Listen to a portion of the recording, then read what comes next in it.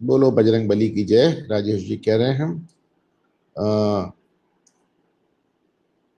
अब सौरभ कुमार जी यूजीसी को लेकर एक सवाल कर रहे हैं। कह रहे हैं कि भाजपा जो यूजीसी को लेकर कह रही है ये बड़ा निराशाजनक है।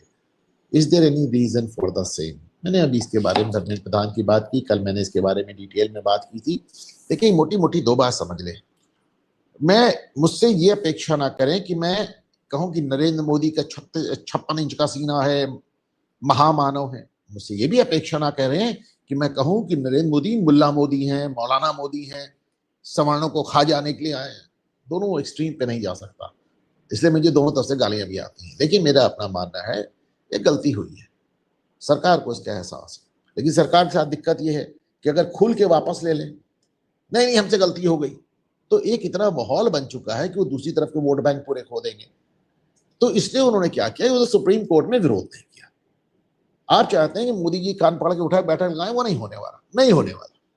लेकिन हाँ, नरेंद्र मोदी जी को यह जरूर करना चाहिए। मैंने कल भी कहा कि देश आज भी आपके ऊपर भरोसा करता है, सामने आए, ज्यादा नहीं सिर्फ इतना ही कहें, परेशान मत होइए, हमारे रेगुलेशन से किसी का कोई नुकसान नहीं होगा। लोग आपको विश्वास करते हैं।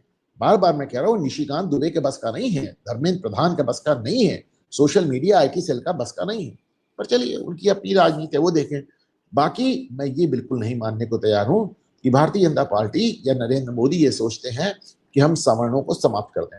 मैं आपको दो कारण दे रहा हूं। एक होती है नियत और एक होती है मजबूरी। नियत क्या है, मजबूरी क्या है, दोनों चीज आप समझ ले। भाई नरेंद्र मोदी, सब लोग लिख रहे हैं नरेंद्र मोदी ब्राह्मणों को समाप्त कर देना चाहते हैं, नरेंद्र मोदी सवर्णों को समाप्त कर देना चाहते हैं, क्षत्रियों को समाप्त करने, वैश्यों को, इनको समाप्त कर देना चाहते हैं, उनको समाप्त। कैसे मान लूं भाई, कैसे मान लूं? नरेंद्र मोदी वो आदमी थे जो लेटरल एंट्री लेकर आए थे। लेटरल एंट्री में ये था कि उन्होंने कहा कुछ ऐसे योग्य लोग लाएंगे जो सरकार चलाएंगे और जिसमें कोई आरक्षण नहीं होगा। 12, 15, 18 लोग उन्होंने अपॉइंट किए। विपक्ष ने हल्ला मचा दिया, राहुल गांधी ने हल्ला मचा दिया, नरेंद्र मोदी डर गए, बैकआउट कर गए और लेटरल एंट्री खत्म हो गई। लेकिन ये नरेंद्र मोदी की गलती है कि राहुल गांधी के हल्ला मचाने पे डर गए, पीछे चले गए, पर उनकी नीयत खराब है, ये मैं कैसे मान लूं? नीयत खराब होते तो लाते क्यों लाते भाई लेटरल एंट्री? बिना आरक्षण की लेटरल एंट्री लेकर आए थे, विपक्ष ने हल्ला मचाया। अच्छा एक बात बताइए, विपक्ष के हजारों लोग सड़क पे आ गए लेटरल एंट्री पे। लेटरल एंट्री के समर्थन में कितना सवर्ण उतरा? कितने सवर्ण आके बोले नहीं लेटरल एंट्री चलती रहेगी? कोई नहीं बोला, एक आदमी नहीं बोला, उन्होंने हटा लिया। तो नियत तो उनकी नहीं खराब थी ना, कैसे मान लें?